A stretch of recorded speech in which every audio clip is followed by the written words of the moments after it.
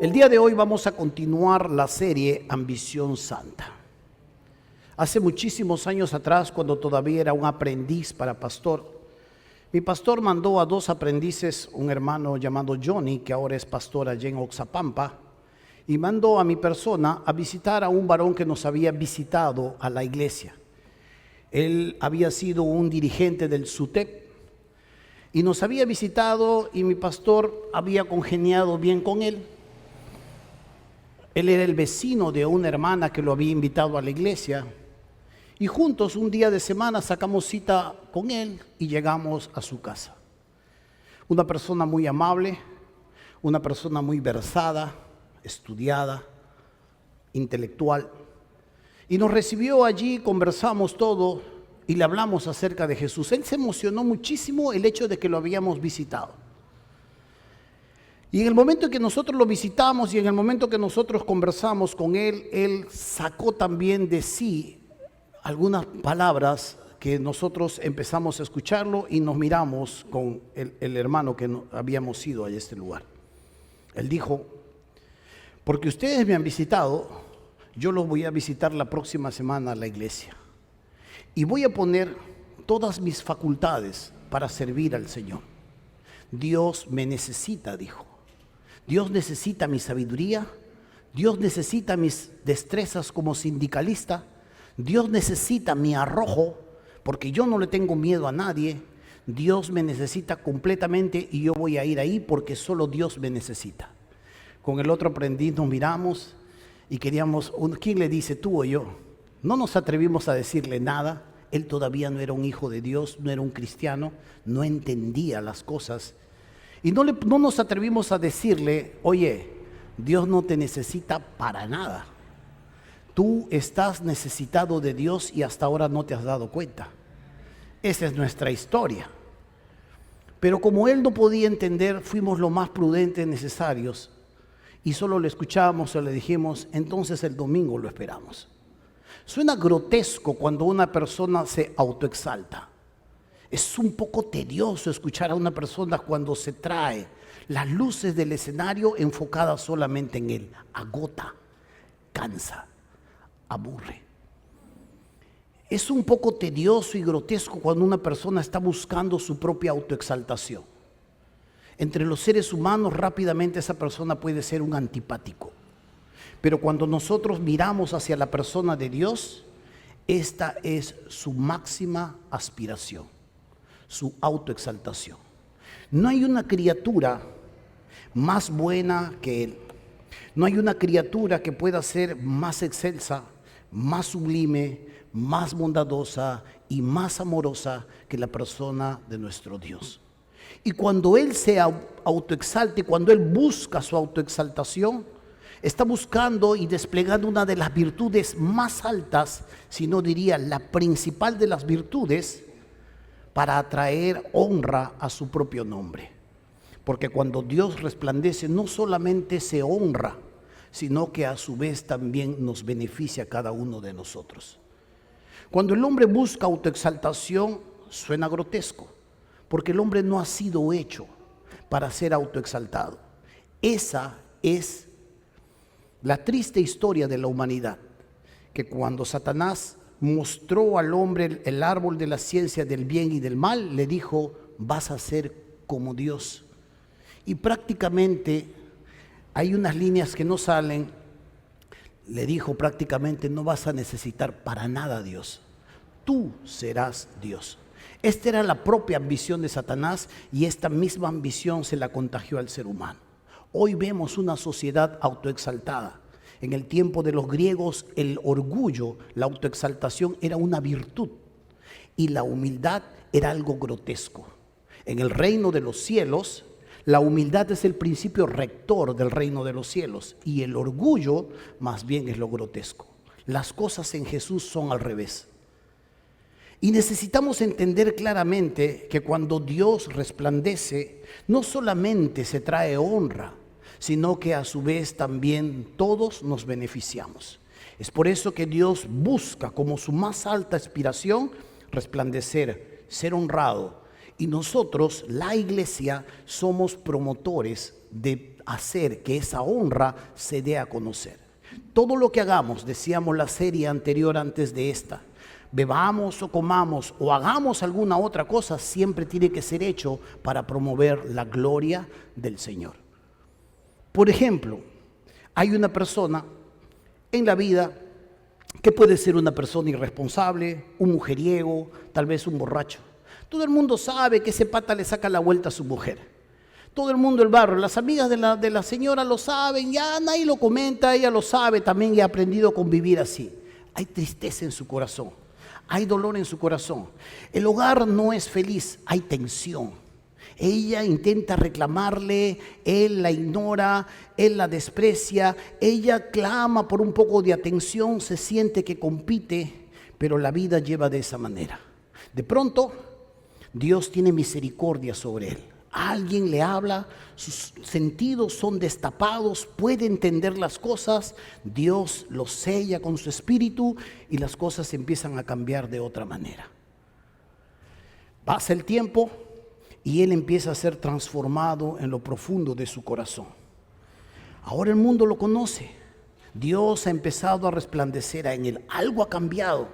Ahora ama a su mujer, provee para su hogar, no se gasta el dinero en alcohol, en mujeres, no llega con los bolsillos vacíos, ahora al contrario empieza a proveer.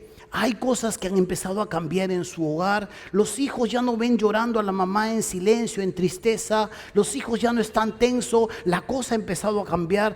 El hogar ha empezado a mostrar una luz un poco inexplicable, y es que Dios ha empezado a resplandecer en la vida de esta persona. Por ende, los integrantes de este hogar empiezan a ser influenciados y beneficiados cuando Dios resplandece.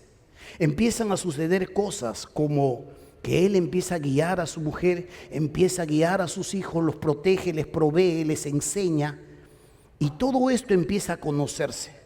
En el colegio las cosas también han cambiado. El chico, el segundo de la familia, ya no va y se la descobra con su compañero en el colegio, ya no lo agarra a puñetes, porque en su casa su mamá ya no carga con él y ya no le pega a él, ya no le critica tanto a él, porque él se parece mucho a este desgraciado. Y él en el colegio ya no va, ya no hace lo mismo, y el niño, el cual recibe moretones y golpes, empieza a extrañarse un poco por lo que sucede. Aunque todavía le tiene un poco de miedo cuando se cruza con él, ya no es lo mismo. Los padres de este niño agredido estaban pensando cambiarlo, sacarlo, moverlo a otro colegio, pero se preguntaban, ¿y qué si encuentra a otro de la manera similar? Y estaban en ese momento crucial cuando de pronto algo empieza a cambiar. El niño cuenta, mamá, qué raro, ya no me agreden, no me golpean, algo ha pasado. Y es que cuando Dios resplandece, no solamente Él es honrado, sino que todos a su vez somos beneficiados. Y esta es la idea de lo que empieza a suceder en la vida de solo una persona. Imagínate las repercusiones que empiezan a tener, repercusiones completamente invisibles para nosotros, seres temporales, seres que estamos ubicados solamente en un lugar, en una posición, en un tiempo, y las repercusiones que tiene de manera invisible cuando Dios está resplandeciendo en nuestras vidas. La cadena que se desata, la cadena de acontecimientos que vienen a continuación, para lo bueno, ojo, y también para lo malo. Y es por eso que la máxima aspiración que Dios tiene es su gloria, es su máxima virtud. Y esto no es autoexaltación, no es orgullo en el sentido grotesco, sino que esto es una respuesta a lo que el hombre ha sido hecho. El hombre fue diseñado, fue creado para adorar a su Señor, para pasar tiempo con Él, para disfrutar de la exaltación de su Creador. Y esto volverá, lo vimos en la serie anterior. Y esto es lo que necesitamos entender claramente, que cuando Dios resplandece, Dios definitivamente muestra su gloria y cada uno de nosotros somos beneficiados. Pero ojo, estas cosas no se producen por casualidad. Estas cosas no se reciben como pago, como compra. Es simple y llanamente un regalo. Dios despliega su misericordia, Dios regala de su gracia, de su espíritu, y los beneficiados empiezan a potenciarse recién para poder obedecer y hacer ajustes en su vida. ¿Qué dice el mundo de una persona que está cambiando cuando viene a la iglesia? A ese compadre le han lavado la cabeza. A ese compadre lo están manipulando y alguien está, ese pastor seguro que está haciendo algunas cosas. Otra familia dice, le están haciendo brujería. Yo decía, ahí hay narcos, le están pagando, decía yo, cuando era incrédulo. Pero así es, cuando uno no lo puede entender, puede hablar muchas cosas, porque estas cosas solamente se entienden en el ámbito espiritual. Por eso es que es tan importante que el nombre del Señor sea enaltecido. Es tan importante para nuestras vidas y para la fama del Señor que nosotros estemos inmiscuidos en la promoción de su nombre, de su honra, de su gloria.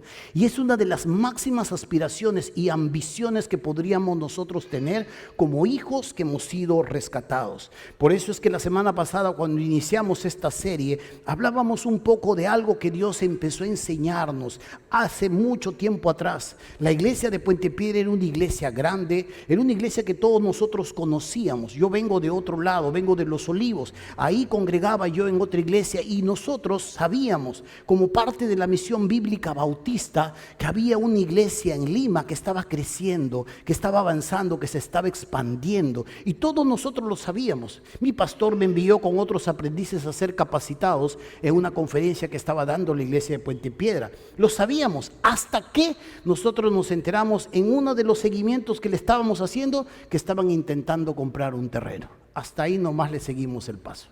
De allí, otra es la historia. Satanás hizo estragos acá, pero Dios nunca cambió sus planes con su iglesia. Dios entregó algunos textos antes de que yo pudiese llegar a este lugar y esos textos han regido la vida de la iglesia por 16 años consecutivos. Esto hemos visto la semana pasada y nos hemos centrado a 3 fundamentos claves. El primer fundamento es edificar la iglesia sobre Cristo y su palabra. El segundo fundamento es planificar para ser una iglesia grande. Y el tercer fundamento era recibir y formar a los que Él nos estaba enviando. Cuando uno mira esta gran realidad, la semana pasada estudiamos estos 2 textos que cubren a lo que hoy vamos a estudiar. Uno es Isaías 53, la persona del Mesías, y el otro texto en el fundamento tercero es Isaías 55, el Evangelio. El anuncio, el llamamiento que Dios le hace a los sedientos, a los que necesitan saciar su sed. Y nosotros vamos a desarrollar el día de hoy Isaías 54. Vamos a abrir nuestras Biblias en Isaías 54 y vamos a desarrollar esta serie. Isaías 54, versículo 1. Dice así. ¿Llegamos? Isaías 54:1 dice: regocíjate, oh estéril, la que no daba a luz. Levanta canción y da voces de júbilo, la que nunca estuvo de parto, porque más son los hijos de la desamparada que los de la casada, ha dicho Jehová. Ensancha el sitio de tu tienda y las cortinas de tus habitaciones sean extendidas, no seas escasa. Esto vamos a ver la próxima semana, la mentalidad que debe reinar en el corazón de estas personas. No seas escasa, alarga tus cuerdas y refuerza tus estacas. La razón, porque te extenderás a la mano derecha y a la mano izquierda, y tu descendencia heredará naciones y habitará las ciudades asoladas. No temas la seguridad, pues no serás confundida, y no te avergüences, porque no serás afrentada o avergonzada, sino que te olvidarás de la vergüenza de tu juventud, y de la afrenta de tu viudez no tendrás memoria. ¿Por qué? La razón, porque tu marido es tu hacedor, Jehová de los ejércitos es su nombre, y tu redentor el Santo de Israel, Dios de toda la tierra será llamado. Estos 5 versículos nos hablan de una realidad, de un oráculo, de una profecía 820 años antes de que Jesús pisase la tierra. Pero este capítulo 54 nos habla del fruto que vendría después de que el Mesías sería colgado en la cruz y derramase su sangre en beneficio de los pecadores. Lo que vemos en el capítulo 54 es el fruto, la iglesia. Y se nos muestra claramente de manera velada. ¿Por qué no podemos pensar que esto es la iglesia? Porque en primer lugar le está hablando al pueblo de Israel y de los acontecimientos futuros que han de suceder. Aún todavía no han sucedido cuando Israel sea puesto como cabeza de naciones.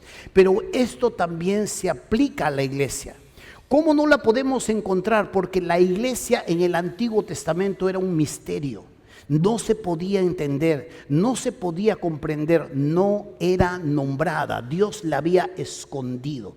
Yo sé claramente que Dios esconde estas realidades porque hay un imitador que constantemente va a tratar de falsificar aquellas cosas en las que Dios va haciendo su obra. Y Dios la esconde, y cuando el Espíritu Santo recién llega a la tierra, la iglesia nace de la sangre y del agua del costado de Cristo.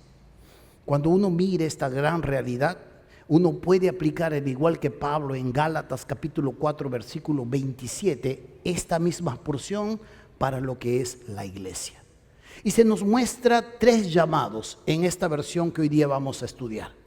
Un llamado al regocijo, un llamado a la acción y un llamado a la mentalidad correcta. La mentalidad correcta la vamos a estudiar la próxima semana. Pero el llamado que Dios hace aquí es un llamado al regocijo. Versículo 1 dice, regocíjate, y aquí tiene la descripción, oh estéril. Lo va a hablar de 3 maneras. Nota usted cómo Dios lo muestra. Regocíjate, le dice, o sea, alegría intensa.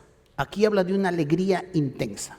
Luego le dice en el mismo versículo 1, levanta canción, o sea, canta. Cánticos espirituales, lo que hemos estado haciendo hace unos momentos. Y la tercera designación en cuanto a esa alegría, dice, da voces de júbilo. La palabra da voces es grita de alegría. Si nos ponemos a gritar aquí en esta mañana, los vecinos van a pensar que estamos locos. Pero esto es lo que Dios le dice a su pueblo. Regocíjate, alégrate intensamente. Canta canción, le dice. Y grita de alegría. Esto es lo que podríamos traducir en un idioma contemporáneo. Regocíjate intensamente, alégrate con intensidad. Canta canciones, eleva tu voz. Grita de alegría. Y este es un llamado que se le hace a las personas que fueron estériles. Y no está hablando aquí de la matriz que aún todavía no puede tener hijos. Usa la figura de una mujer estéril para hablar de unas personas que no pueden ofrecerle con sus manos a Dios frutos que Él acepte. Porque cuando no tenemos a Cristo, nuestras manos siguen manchadas de mentira, de robo, de sangre. Yo puedo agarrar y decirle a Dios, Dios, mira lo que he comprado para tu iglesia. Pero Dios sabe que este dinero es de un robo que yo acabo de hacer, estafar a un amigo que tenía ahí. Y que en lugar de poder pagarle la deuda, me le he agarrado y le he comprado para la iglesia. Cuando yo no estoy en Cristo, todo esto, dice la Biblia, son como trapos de menstruación. Lo que la mujer tiene sus periodos menstruales, Dios llama a esto que tú le ofreces como trapos de menstruación. Son aborrecibles delante de Él. Pero ahora los estériles han sido perdonados, han sido lavados en la sangre de Jesús.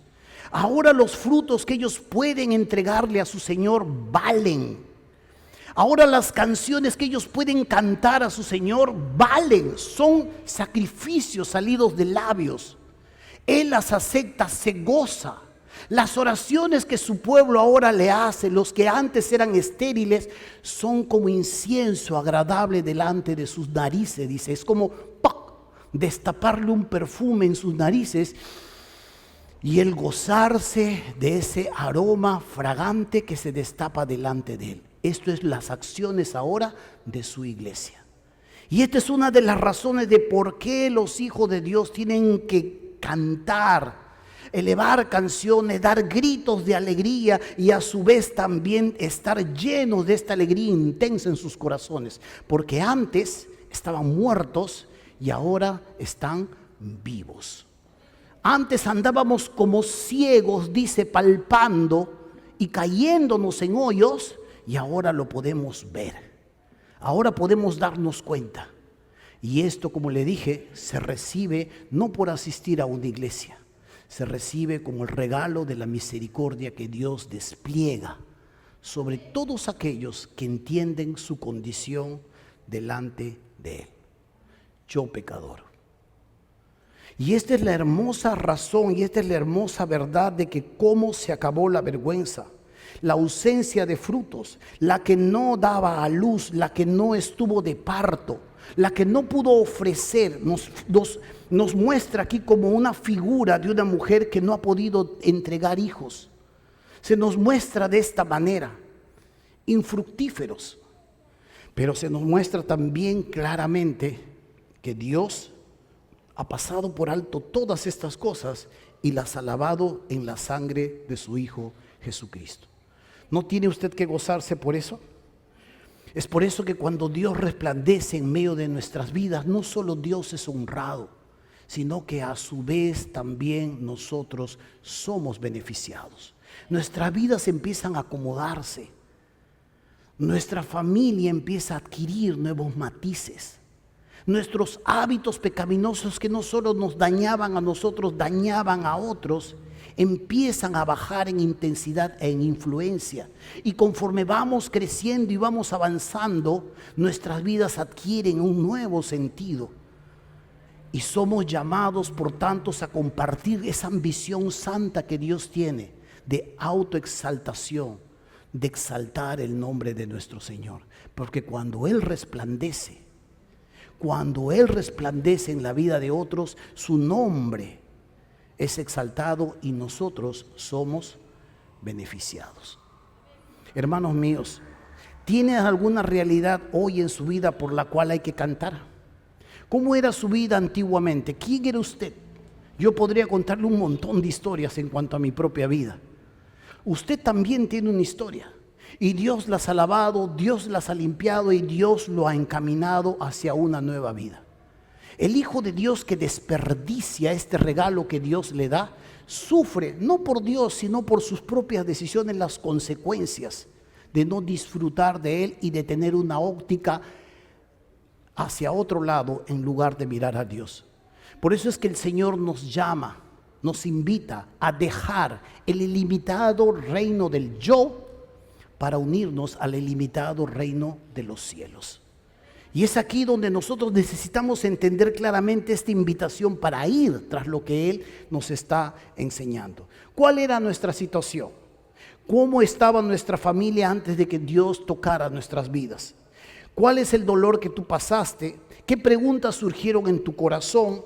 ¿Habría alguna solución para tus penas, para tu soledad, para tal vez las preguntas y dolores que tenías? ¿Alguna vez te pusiste a pensar en eso? ¿Alguna vez quisiste cambiar? ¿Alguna vez intentaste hacer algunas cosas para poder mejorar tu vida? Tal vez sí. El que les habla leyó libros de autoayuda, entró a centros, se fue, buscó consejos, psiquiatras, psicóloga, todo lo recorrido por haber y por habido y por haber. Pero solo cuando Cristo entró a mi vida, perdonó mis pecados y me inundó de su presencia, es allí donde recién empecé a entender no solo mi propia vida, sino la vida que Dios ahora nos estaba otorgando. Y recién adquirí las capacidades para poder hacer los ajustes necesarios en mi conducta. Pobre esposa que está diciendo y recibiendo de parte de su esposo, ya voy a cambiar, ya voy a cambiar. Ya sí, ya sabes, sí, ya voy a cambiar. No va a cambiar nunca, no porque no quiera, ojo, sí quiere cambiar, pero no puede cambiar. No tiene el poder de Dios residiendo en su vida. Por tanto, todo lo que quiere cambiar siempre se va a chocar con la misma limitación, su propio pecado. Por eso, para ir dejando ya esta parte, hay tanto que tenemos por cantar.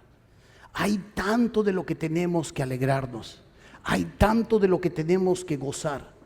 Debe haber un regocijo en nuestros corazones, debe haber una alegría en nuestros corazones. Pero sabe, no solo estamos llamados a ser exuberantes emocionalmente en cuanto a lo que Dios ha hecho en nosotros, sino que a su vez también es un tiempo de que estas emociones sean encaminadas a la acción.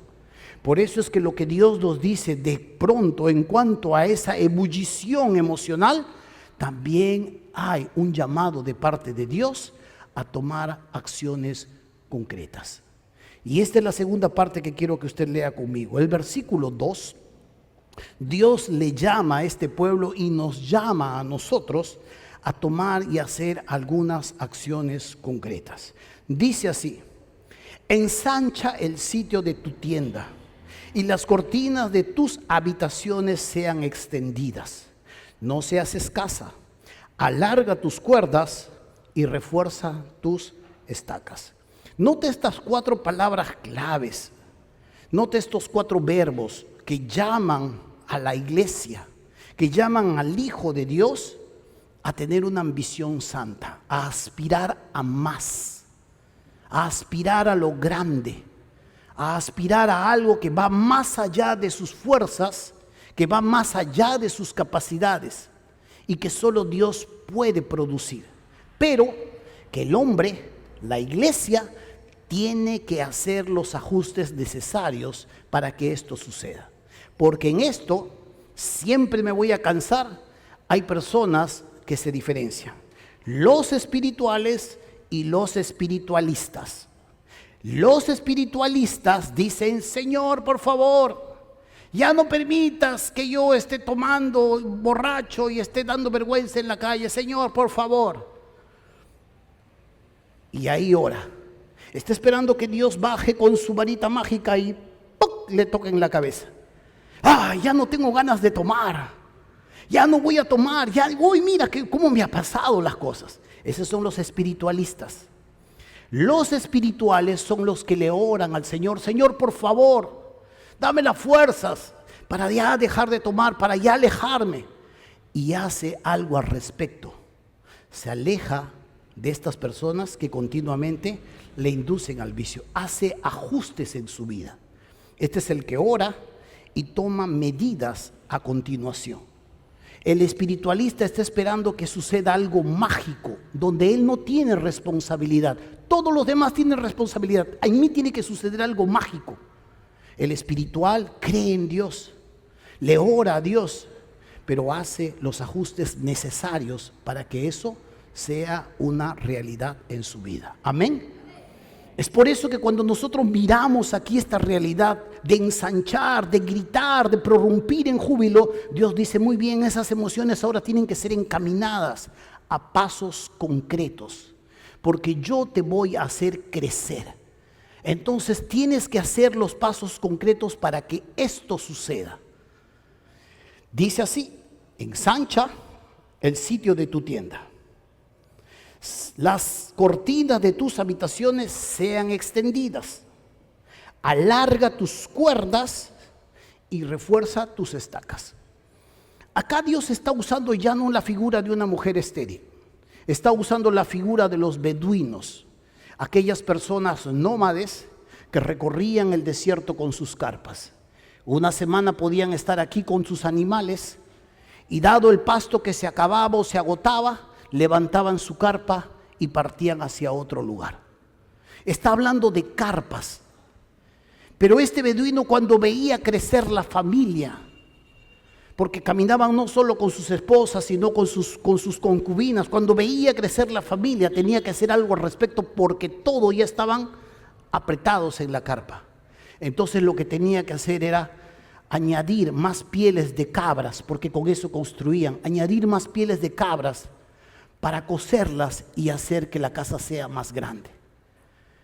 Cuando habla de afianzar las estacas, de alargar las cuerdas, era justamente porque cuando la carpa se extiende, las cuerdas tienen que ser jaladas de más distancia. Y no estamos hablando de estas estacas que nosotros conocemos cuando nos vamos a la playa a acampar. Estamos hablando de enormes varas, grandes, más grandes que un palo de escoba, que eran clavadas y a su vez eran ajustadas con sogas fuertes para resistir el viento del desierto. Y esto se muestra aquí como Dios le dice y le declara las intenciones de llevarla a crecer, pero de que esta persona, de que esta iglesia tiene que hacer los ajustes necesarios para recibir la bendición. Si yo no hago los ajustes necesarios para recibir lo que tiene para mí, ¿esto es culpa de Dios?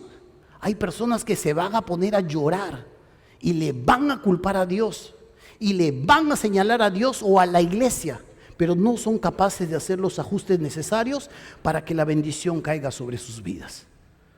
Le está llamando a la iglesia: voy a llevarte a engrandecer, voy a hacerte grande, voy a multiplicar tus hijos, pero tú tienes que hacer la extensión, pero tú tienes que afianzar las estacas, tú tienes que construir algo más para recibir a lo que yo te voy a enviar.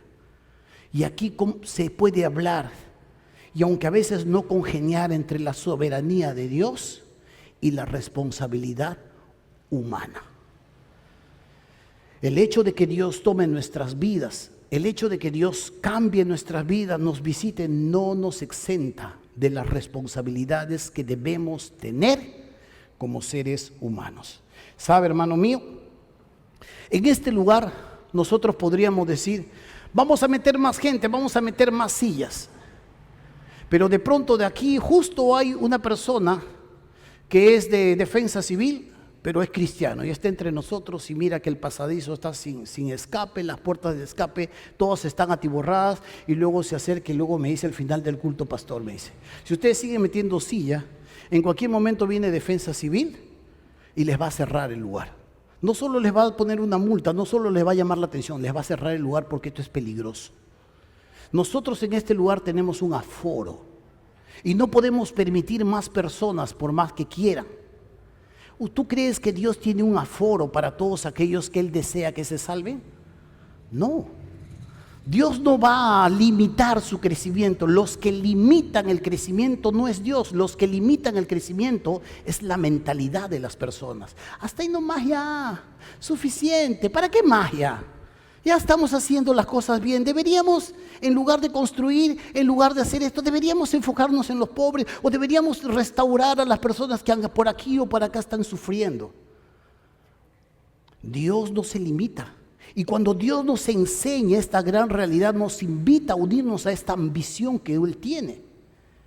Esta ambición de poder salvar personas estériles, infructuosas, sin fruto, sin nada que ofrecerle, pero que sus vidas cambiarán diametralmente una vez que lo conozcan. ¿Sabe, hermano mío? El problema no es de Dios. Muchas veces el problema es de la iglesia. Por eso es que cuando uno mira estas realidades en cuanto a las estructuras que Dios tiene, nos habla de tener estructuras versátiles, no solamente en lo físico, sino también en las estrategias, en los procesos de crecimiento, de discipulado, de formación. A su vez también entender claramente la expansión que se viene y entender y estar afianzados en la seguridad que Dios nos ofrece. ¿Sabe? La Biblia nos enseña en este versículo, en estos capítulos 54, de ensanchar, de extender, de tener la mentalidad correcta, de no ser escasos, sino que a su vez alargar y esforzarnos y reforzar las estructuras, los procesos dentro de la iglesia donde formamos discípulos, donde enseñamos a los niños algo pensado, algo espiritual, no espiritualista. Porque Dios es un Dios de planificación, de orden, de armonía. Y el que entiende esta verdad crece. El Hijo de Dios espiritualista que piensa que no tiene responsabilidad y que no debe hacer algo al respecto, que Dios lo haga todo, se estanca. Y por ende, pierde su bendición. Necesitamos entender claramente esta verdad. En otra porción de las Escrituras, en la Nueva Traducción Viviente, la NTV, dice así: agranda tu casa, construye una ampliación, extiende tu hogar y no repares en gastos, pues pronto estarás llena a rebosar. Es hermoso cuando Dios nos muestra un lenguaje mucho más contemporáneo, las intenciones que Él tiene, pero a su vez también las responsabilidades que nosotros debemos desplegar. Cuando Dios hablaba acerca del pueblo judío al cual Él había venido a ganar, también ya estaba pensando Jesús en las próximas ovejas. Él les dice a sus discípulos: también tengo otras ovejas que no son de este redil, o sea, los judíos. Aquellas también debo traer, y oirán mi voz, y habrá un rebaño. ¿Qué dice? Y habrá un rebaño y un pastor. Dios estaba pensando en los peruanos, en los chinos, en los japoneses, en los indios. Dios estaba pensando en diferentes lugares. Dios estaba pensando en ese momento de todas las cosas maravillosas que Él iba a hacer y que iba a reunir de diferentes etnias para que puedan también disfrutar de su presencia. ¿Sabe qué, hermano mío? Una de las cosas que sucedieron hace unos meses atrás es que una organización invitó a 42 pastores. Nos pusieron en una embarcación en Pucallpa. Todos llegamos a Pucallpa y en esa embarcación una iglesia allí en Pucallpa tiene una lancha. Esa lancha se llama La Misionera y es una iglesia enfocada en extender el reino, tiene este tipo de mentalidad. Y en esa iglesia, la iglesia puso la gasolina, la iglesia puso el alimento, los cocineros y todo, hasta el capitán del barco eran parte de la iglesia. Claro, con sus papeles y todo el estilo, porque íbamos a navegar por el río Ucayali durante una semana. Nos subieron a todos y una vez ardía adentro empezó la navegación por el río Ucayali. Y a lo largo de los puertos nos íbamos deteniendo y allí nos dividían en tres grupos de pastores. Algunos un lugar más cercano y los más jóvenes iban a lugares más lejanos. Caminábamos horas para poder llegar a estos lugares. Las riberas del río estaban llenos de etnias, de personas y peruanos, pero de las etnias nativas. Así que empezamos a visitar estas iglesias. Íbamos en grupos, parábamos en un puerto y cada uno de nosotros con nuestra mochila, nuestro pomo de agua y bien bronceado, porque bien embadurnados, nos mandaban a caminar por horas para llegar a una población en la selva. Y así empezábamos a caminar. Y cuando llegábamos a esta población nos dividíamos en el pueblo de dos en dos. Empezábamos a conectarnos con la iglesia que estuviera ahí, cualquier denominación que había, y empezábamos a mirar a los que se habían desanimado, a los que habían caído en pecado. Empezábamos a visitar las casas, a dar consejerías, y durante todo el día estábamos ahí enseñando, compartiendo la palabra. Y en la tarde, caída la tarde, teníamos un evangelismo. Invitábamos al pueblo, evangelizábamos, hacíamos algunos teatros ridículos también de parte de los pastores actuando. Hacíamos teatros y luego armábamos un culto en la noche donde compartíamos el mensaje del Señor. Terminada esa actividad, 10 de la noche, agarrábamos nuestras mochilas y caminábamos por la selva durante horas para llegar una vez más al puerto, a la embarcación que nos estaba esperando, y ahí dormíamos hasta el día siguiente partir nuevamente al próximo pueblo. De verdad fue duro, fue agotador, sobre todo que parece que el planificador del itinerario más parecía costeño que selvático, porque nos hacía caminar a la 1, 2 de la tarde cuando el sol es terrible en ese lugar. Ni las vacas estaban en el sol, las vacas estaban en la sombra y nosotros como gafos caminando en pleno sol.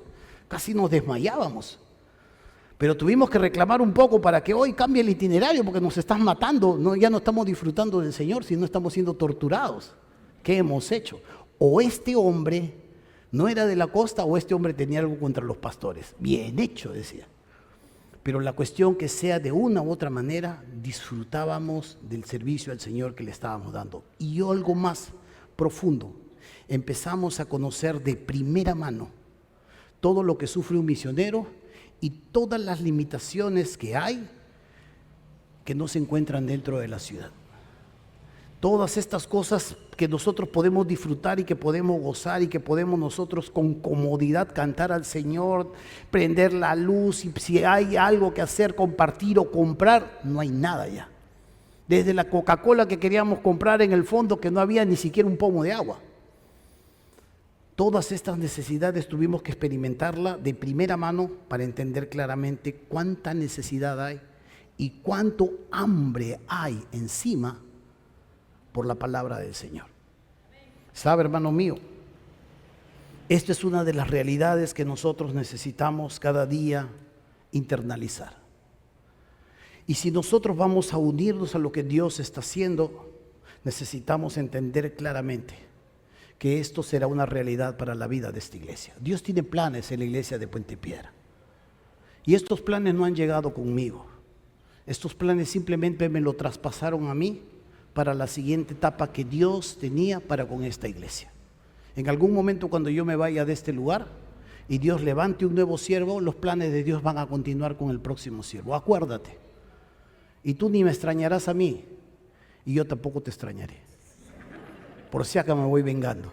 Entonces, esta es la cuestión, que Dios tiene planes y que nosotros tenemos que unirnos a sus planes. Y que tenemos la ambición que Dios debe tener con su propio nombre. Esa misma ambición debe estar en nuestros propios corazones. Y si tenemos que ensanchar, y si tenemos que crecer, y si tenemos que construir, y si tenemos que revisar nuestras estructuras de discipulado, lo tenemos que hacer. Mire usted la sala. Si usted pasa su mirada, en el primer culto hemos estado casi igual. Segundo culto estamos casi igual. Y hoy estamos inaugurando un tercer culto. ¿Por qué? Porque simplemente estamos creciendo. ¿Y qué le tenemos que decir a Dios? No, ya no queremos crecer, por favor. Ya, llévalos a otro lado. Por favor, dale trabajo a tantos pastores por otro lado. Si Dios nos envía ovejas a las cuales nosotros necesitamos discipular, enseñar y encaminarlos a la transformación de vidas, amén. O usted le va a decir a Dios, ya no, mucha chamba. No, tenemos que unirnos a lo que Él está haciendo. Y en su gozo nosotros también nos gozaremos. Amén. Por tanto, hace unos días nosotros hemos estado revisando los discipulados. Vamos a potenciarlo mejor. Entre los pastores hemos tenido una reunión de ver qué sacamos, qué temas ponemos para seguir potenciando la parte teológica. Hoy yo estoy anunciando un proyecto que está por ver dentro de unas semanas. Un par de semanas a 3 semanas hay un proyecto que va a dar luz en la iglesia. Este proyecto se llama Varón de Dios. Hasta este momento hay 30 hombres que han sido invitados, donde se les va a enseñar todo lo necesario para desarrollar su carácter, para darles instrucción teológica como seminario, y tercero, para enseñarles destrezas hermenéuticas para que aprendan a predicar. Son 30 varones que han sido invitados por mi persona. Si usted no está entre esta invitación, aún no lo han añadido a este grupo, y usted cree que recibe y que tiene la característica, la integridad para poder añadirse a este grupo, búsqueme, conversemos, y con toda honestidad usted será parte de este proyecto. ¿Por qué?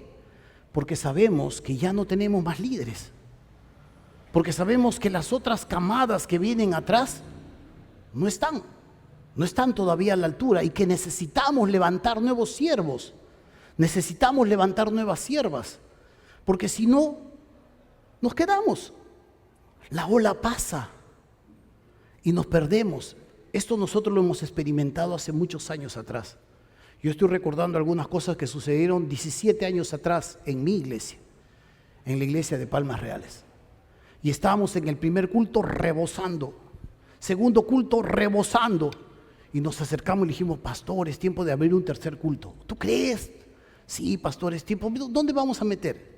Ya estábamos sacando sillas por acá en el pasadizo. Ya la gente estaba también como ustedes. Pero le dijimos al pastor: vamos a orar Vamos a hablar, y de ahí se nos pasó. Pasaron un par de meses, primer culto, volvió nuevamente a su asistencia, ralita. Segundo culto solo se llenó. Intentamos, la ola había pasado. Nos quedamos con nuestra tabla en la orilla antes de meternos al agua y la ola simplemente ya había pasado. Nosotros no podemos dejar pasar la ola. Y si vemos que se viene una ola más grande, necesitamos hacer los ajustes necesarios para recibir la bendición del Señor. La mentalidad en esto es clave. Hay mentalidades en las que los seres humanos viven. Esto lo vamos a desarrollar la próxima semana, pero necesitamos entender claramente la mentalidad sobre las cuales cada uno de nosotros necesitamos desarrollar. Porque cuando usted mire esta sala, y si el tercer culto a las 12 del día vuelve a estar así, nos queda abrir un cuarto culto a las 2 de la tarde. No podemos abrir nuestro mezanine. ¿Por qué? Porque serían más personas.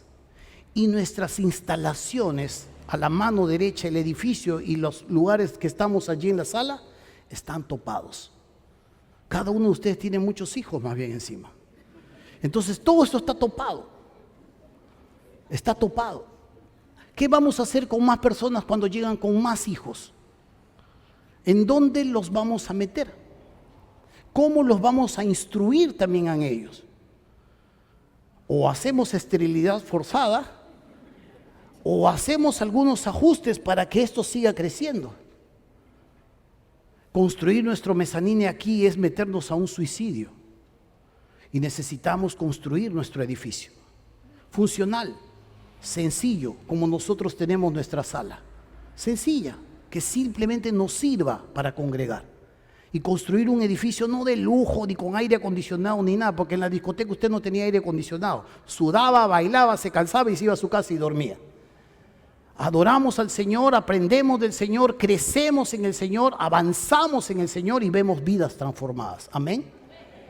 Pero vamos a necesitar meternos y tener la mentalidad correcta para seguir avanzando. Porque lo que menos queremos es que la ola pase y nos perdamos esa ola. Es emocionante estar donde Dios está. Es emocionante disfrutar al Dios que nos disfruta a través de nuestras oraciones, a través de nuestros cánticos, a través de nuestros frutos que le ofrecemos. Y sabe, hermano mío, no todos van a responder de esta manera. No muchos están conectados con esta óptica. Hace mucho tiempo atrás, Jesús había sido invitado a una cena. Y ahí en medio de esta cena, en la casa de un llamado Simón el leproso, entró una mujer. De pronto entró una mujer y destapó un perfume de alabastro. Más o menos el perfume de alabastro, el frasco de alabastro era más o menos de este tamaño, un poco más gordo. Pero contenía, de arcilla, contenía un perfume carísimo de nardo. Y en alguna oportunidad nosotros lo predicamos. Este perfume de alabastro al tiempo de hoy valía más o menos de 6,000 a 10,000 soles en este tiempo. Así valía. Se acercó a Jesús, partió el pomo, vació el perfume y empezó a sobárselo en la cabeza del maestro. Dice las escrituras que toda la habitación de pronto se llenó de la fragancia de este perfume. Toda la habitación se llenó de la fragancia de este perfume. ¡Wow! Todo olía, la cabeza de Jesús estaba ungida de este perfume, carísimo. Esta mujer había ahorrado en toda su vida para poder comprar este perfume. Pero ¿sabe algo? Una de las cosas que nosotros tenemos que entender acá es esto. En ese momento, después que la mujer rompió este pomo y se lo puso en la cabeza a Jesús, los discípulos empezaron a murmurar y empezaron a decir esto: carambas,